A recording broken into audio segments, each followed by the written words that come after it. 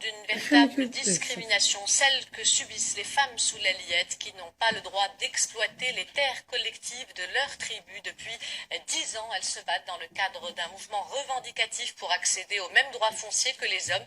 Un sit-in a été organisé cet après-midi devant le Parlement arabe. Reportage Shahad Zaïtraoui, Ala Eddin Hmini, le récit est de Nsamash. La femme et l'homme sont égaux en droit. C'est le cri de colère lancé par les femmes sous l'Aliyette lors de leur sit-in cet après-midi devant le Parlement. Elles étaient plus d'1 millier. Leur mouvement revendicatif a débuté il y a une décennie. Elles demandent la promulgation en urgence d'une loi qui reconnaisse leur qualité d'ayant droit sur les terres collectives. Nous sommes lésés, nous avons l'impression de ne pas exister, ils veulent nous prendre nos terres, la femme sous l'Aliyette n'a même pas le droit d'avoir un toit.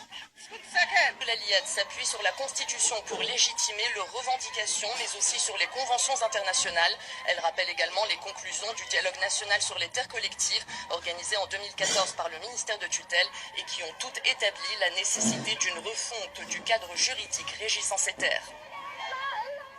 Dans leur combat, les femmes sous l'Aliyette sont soutenues par l'Association démocratique des femmes du Maroc qui a organisé aujourd'hui un séminaire national pour faire le point sur les avancées du dossier et surtout pour appeler à la mise en place d'une loi égalitaire qui permette de rendre justice aux sous l'Aliyette. C'est un reportage à Rabat de Hind Ben Abdnabi Erdogan.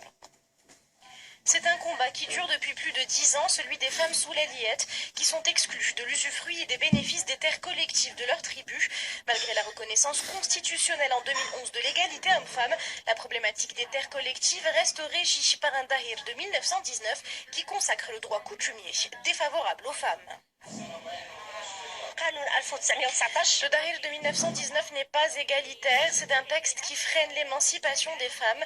Nous demandons à pouvoir bénéficier de l'usufruit des terres collectives, ce serait une source de développement pour les femmes sous l'Aliyette.